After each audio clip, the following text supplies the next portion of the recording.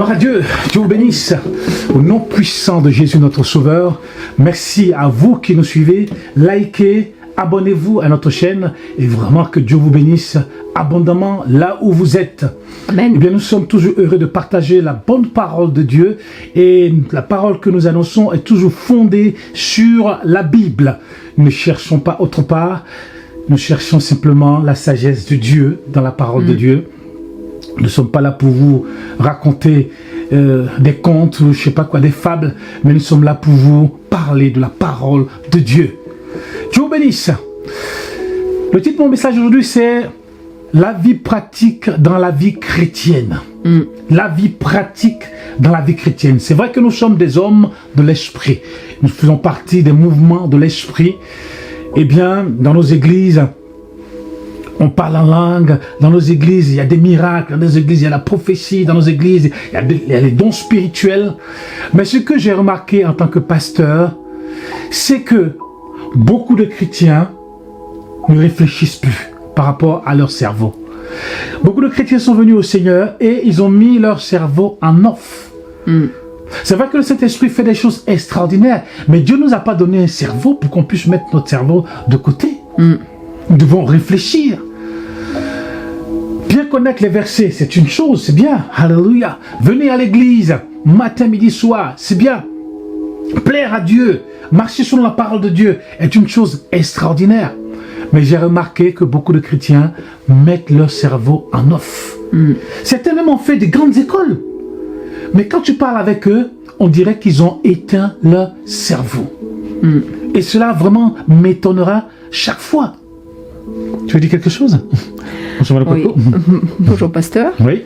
Bonjour à tous aussi. Et c'est vrai que j'avais déjà fait un message, mais je pense que, comme dit Paul, je ne vous lasserai pas de vous enseigner. Et c'est vrai qu'on veut encore revenir sur ce sujet, parce qu'on voit beaucoup surtout chez les pentecôtistes, on voit beaucoup de gens qui vivent dans les songes, dans les révélations, dans les ceci, dans les cela, mais ils ne font plus marcher leur cerveau. Tu verras que la plupart du temps, lorsque un pasteur fait une vidéo sur les rêves... T'es tout beau? Merci, merci. Sur les rêves, oui. Pardon. Quand un pasteur fait des vidéos sur des rêves, mais il y a le monde qui arrive. Quand un pasteur fait une vidéo sur des songes, sur certaines révélations... 1 million de vues. Allez, 1 million de vues. 1 million de vues, je sais pas, enfin... Mais les gens viennent en masse. On a l'impression que les gens ont laissé tomber leur cerveau. Ils vivent que dans des rêves. C'est vrai, Dieu peut nous donner un songe par le rêve. Dieu peut nous parler. Mais Dieu ne nous parle pas tout le temps par les rêves. Nous devons faire fonctionner notre cerveau. Oui. Et puis le danger entre guillemets du songe ou du rêve, c'est qu'il faut avoir la sagesse pour l'interpréter. L'interpréter, exactement. Parce que des fois on a des songes, mais des fois pour certaines personnes c'est plus un mal entre guillemets qu'un bien.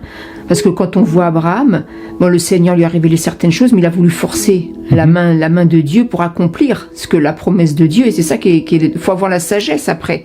Des fois je pense qu'il vaut mieux, si on n'a pas assez de sagesse, il vaut mieux que Dieu ne donne pas de songe, parce que si on fait un songe pour après faire n'importe quoi, partir ici, mettre en danger sa famille, pour accomplir entre guillemets le songe que Dieu nous a donné, c'est pas une bonne chose. Et moi souvent ce que je dis aussi, c'est que les rêves c'est pour les enfants, mais la réalité c'est pour les hommes matures qui savent affronter la réalité de la vie, affronter la réalité des choses. Amen. Amen. Et vraiment, le système dans nos églises n'aide pas les chrétiens. Quand on parle de mariage, les gens, ils viennent, mais ils aiment qu'on parle d'autres choses. Mais les réalités du mariage, on n'en parle pas vraiment. Quand on devient chrétien, il faut se marier, avoir une maison, avoir de l'argent, il faut travailler, avoir une voiture. Mais ces choses, personne n'en parle. On parle que des choses spirituelles. Mais les réalités de la vie, les gens n'en parlent pas. On prend l'exemple du mariage. Les gens veulent se marier. Mais pourquoi tu veux te marier? Tu veux te marier, mais pourquoi la question? Tu veux te marier parce que tu es seul.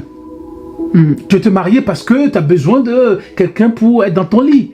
Tu veux te marier parce que ceci, cela. Mais il y a des gens qui n'ont pas compris que le mariage, il faut avoir un plan d'avenir, de vie, un projet d'avenir. Tu te maries pas parce que tu as envie de te marier, parce que t'as pas envie d'être seul ou... t'as pas envie d'être seul et tout ça. C'est une des raisons, mais c'est pas la priorité. Mais la priorité, c'est faut avoir un plan d'avenir, il faut avoir un projet d'avenir, il faut être responsable, il faut être travailleur, il faut être quelqu'un de sérieux, de réaliste. Il faut que Dieu change ton caractère, change ton comportement, afin que dans le mariage, ça ne devienne pas un problème. Ça, c'est important. Les gens veulent se marier, mais on ne leur parle pas de la vérité. Si tu es quelqu'un qui n'est pas stable, tu as besoin de stabilité. Parce que dans le mariage, il va falloir avoir une stabilité dans le mariage. Stabilité morale, stabilité financière, stabilité dans tous les domaines. Être quelqu'un de responsable dans le mariage. Et ça, des fois dans les églises, on n'en parle pas beaucoup. Non, on préfère parler, ça devient des messages très romantiques maintenant, hein? Oui. Un peu la sauce hollywoodienne.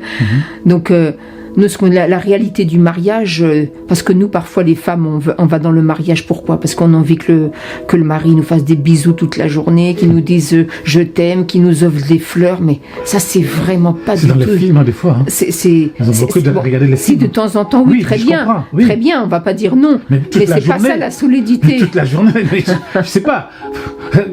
Même dans les films, c'est pas comme ça. C'est pas là la solidité d'un couple, hein. C'est pas ça. La solidité d'un couple, c'est de tout faire pour que ça fonctionne, de tout faire pour que ça marche.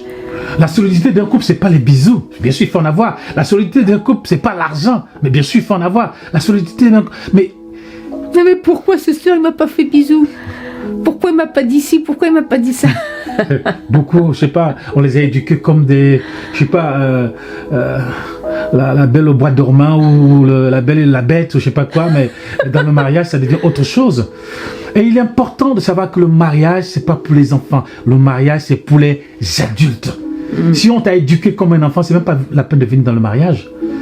Dans le mariage il faut être un adulte pour dans le mariage. Deuxièmement, il faut avoir sa maison. Oui. On ne parle pas, des fois dans nos églises, on ne parle pas qu'il faut avoir sa maison ou il faut avoir son appartement.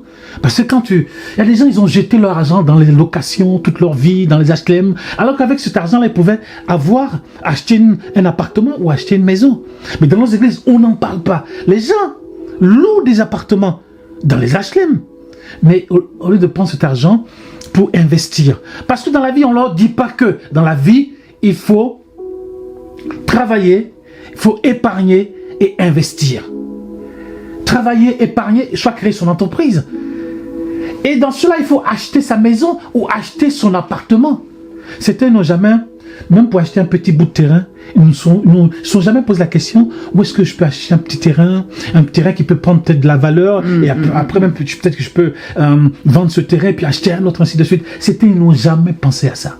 Acheter un bout de terrain, sur lesquels on peut construire une maison que tu peux peut-être mettre en location, une maison que tu peux peut-être faire tout ce que tu veux avec. Certains n'ont jamais pensé à acheter. Mais des fois aussi, un petit terrain.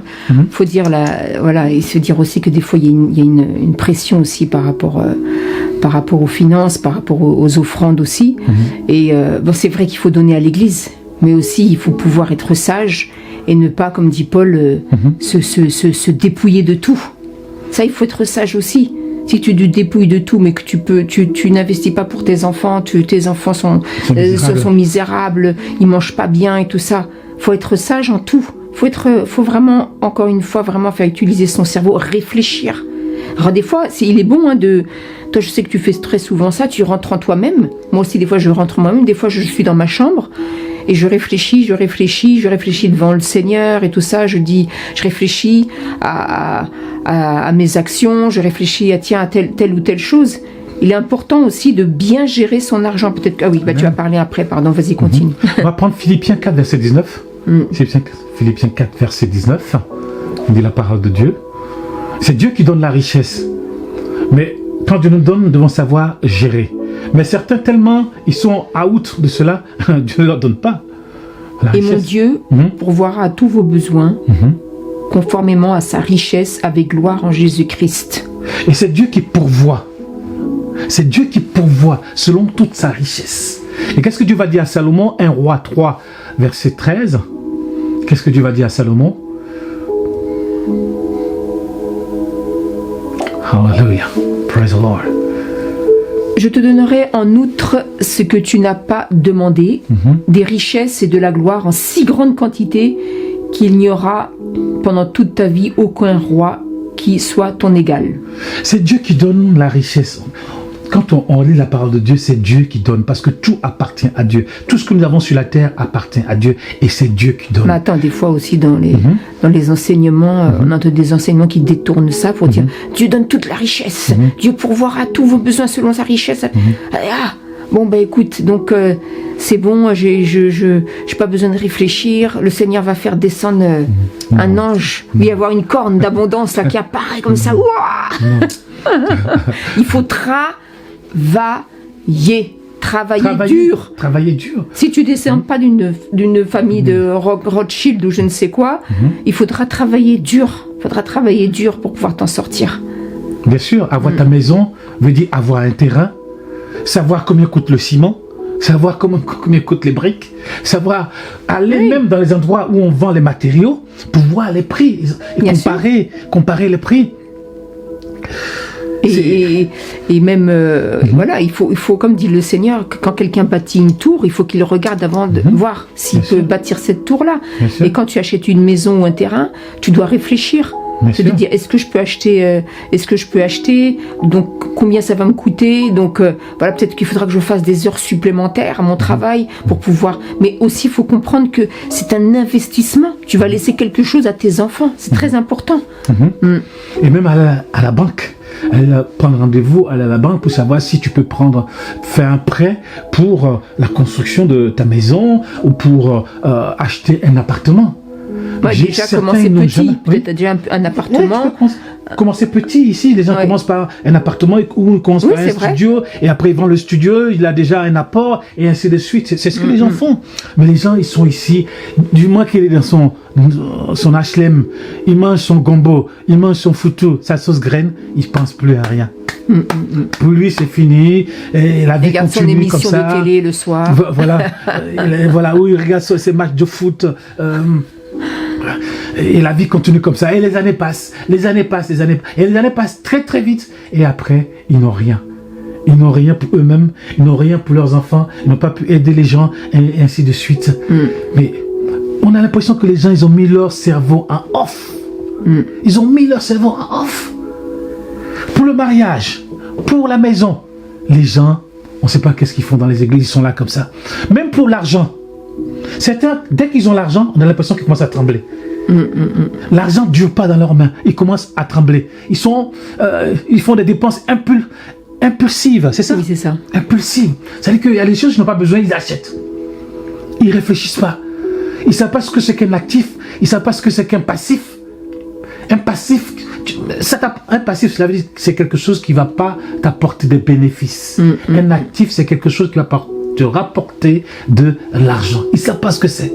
L'argent, dès qu'ils ont l'argent, ils commencent à trembler et ils dépensent tout. Après, quand ils ont fini de dépenser, ils sont contents, ça y est, j'ai dépensé tout mon argent, mais je suis content. Alors que l'argent, Dieu te donne l'argent afin que tu puisses épargner et investir. Et investir dans plusieurs domaines. Investir dans plusieurs domaines afin de pouvoir, n'est-ce pas, être à l'aise dans ta vie, pour que tes enfants aussi soient à l'aise. C'est important d'avoir une éducation financière. Éduquer tes enfants aussi. Éduquer tes enfants, oui, c'est important. Il faut les éduquer. Il faut les éduquer, il faut leur faire comprendre que les études, comme nous on leur a fait comprendre, que les études c'est important. Si tu ne descends pas d'une famille de millionnaires, il faut que tes enfants, il faut qu'ils réussissent à l'école. Et nous, malheureusement, dans les églises, des fois, on ne voyait pas ça. On voyait pas les parents qui essayent de lire. Il faut lire des histoires aux enfants là, avant de se coucher. Il faut leur acheter des livres, peut-être à la FNAC. Il faut les aider, tout ça. Il faut être derrière eux à l'école. Il faut être derrière eux tout le temps à l'école pour qu'ils réussissent. Nous, gloire à Dieu, nos deux enfants ont bien réussi dans leurs études. Mais moi, Emmanuel, on les a pas lâchés d'une semelle. Parce qu'on sait qu'il faut qu'ils fassent des études pour pouvoir avoir un bon emploi et s'en sortir. Amen. Alléluia. Merci Seigneur. Donc l'argent c'est important. Il faut éduquer ses enfants. Moi actuellement j'ai dit à mes enfants, quand vous allez commencer à travailler, eh bien mettez l'argent de côté, cherchez à acheter un petit appartement ou acheter une maison, ainsi de suite, et puis après vous pouvez vendre ça, et après acheter un autre ou acheter un petit terrain, ainsi de suite. Il faut éduquer ses enfants, c'est très important. Il ne faut pas mettre son cerveau off, il faut éduquer ses enfants. Le travail, quand on est chrétien, il faut travailler. Il ne faut pas seulement vivre que des allocations. Certains, ils vivent que des allocations pour eux. La vie est comme ça. Ils passent la journée à prier, à faire jeûne et prière. Et tous ces allocations pour lui. La vie, c'est comme ça. Les allocations, c'est parce qu'on prend à ceux qui travaillent dur aussi. Les allocations, elles ne viennent pas de la poche du ministre. Non. C'est parce qu'il y a des gens qui travaillent dur que le pays peut distribuer des allocations. Donc il faut travailler. Pour investir, il faut travailler. Épargner et investir. Il y a des gens, ils sont là, ils sont à l'église. Pour eux, puisque on est chrétien, le Seigneur s'occupe de nous, donc il ne veut pas travailler, il ne veut pas investir, il pense que la vie chrétienne c'est jeûner et prier. Alors ils ont mis leur cerveau off, donc ils sont à l'église matin, midi, soir. C'est vrai, il faut jeûner et prier, être à l'église, mais la vie chrétienne c'est pas seulement que ça. La vie chrétienne, c'est s'occuper de soi-même, s'occuper de sa famille, s'occuper de ses enfants, travailler. Et c'est vrai que tu n'as pas mis, mais de la santé, toi, bien sûr, c'est important. La santé aussi, son corps aussi. Dieu nous a donné qu'un seul corps. On n'a qu'un seul corps, on n'a qu'un seul foie, on n'a qu'un seul pancréas. Donc, c'est très important. Un seul cœur aussi, oui. Il ne faut pas manger tout et n'importe quoi. Les gens mangent n'importe quoi. Il ne faut pas manger tout et n'importe quoi. Nous, on fait très attention. Moi, je regarde, peut-être les gens doivent dire, moi, je regarde à chaque fois le taux de sucre, le taux de sel. J'essaye vraiment de faire... Bon, évidemment, dans le monde dans lequel on vit, on ne peut pas se prémunir de tout, mais essayer au moins de faire le plus attention possible, diminuer le taux de sucre, parce que en fait, après, ça va te créer des maladies. Ça va détruire ton énergie. Et quand tu es malade, quand tu n'as plus d'énergie, tu ne peux plus travailler et tu deviens pauvre. Donc ça, c'est important. La santé est importante pour qu'on puisse avoir de l'énergie pour pouvoir travailler. En effet, beaucoup de chrétiens ne s'occupent pas de leur santé. Quand ils arrivent au supermarché, toutes les viandes qu'ils voient, c'est normal. Ils ne regardent même pas la DLC, date limite de consommation, ils ne regardent pas. Et ils sont devant, ils tremblent, la viande, ils tremblent. C'est la viande de bœuf, ils tremblent. Un gros viande de poulet là. Un gros poulet, un travers de porc. Mais ils ne regardent même pas d'où ça vient le poulet, qu'est-ce qu'ils ont fait du poulet, tout ça. Ils ne regardent pas, ils mangent de tout. Ils pensent que on peut tout manger, non? Il faut faire attention à ce que tu manges, parce que ce que tu manges va dans ton corps. Et ta santé, ça fait partie de ta santé. Ça, c'est important. Et je vois que beaucoup de pasteurs ne font pas à leur santé, beaucoup de chrétiens ne font pas attention à leur santé. Et après, ils ont des maladies, ils ont des problèmes, et ainsi de suite. Et puis après, quand ta santé en prend un coup, oui, et puis il ne faut pas se faire cette illusion, dire, quand je serai malade, il y aura un petit miracle là. Non.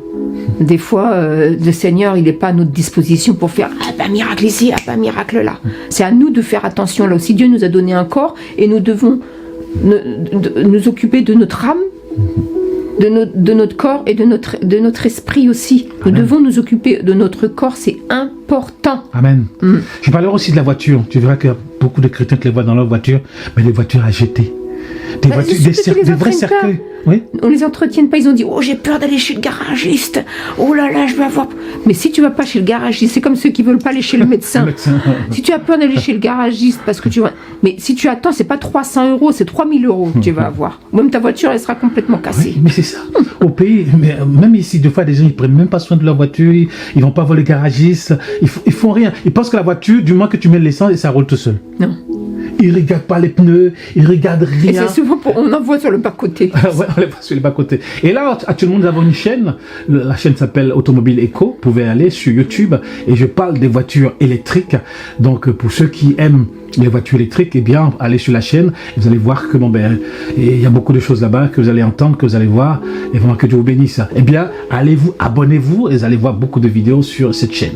Oui, là aussi, c'est pas un péché. Un pasteur aussi peut avoir d'autres activités et on encourage les gens à ne pas faire que église, maison, église. Vous pouvez, il y en a, peut-être ça va être la couture, d'autres, ça va être autre chose. Et vous pouvez aussi vous épanouir dans plein d'autres choses. Amen.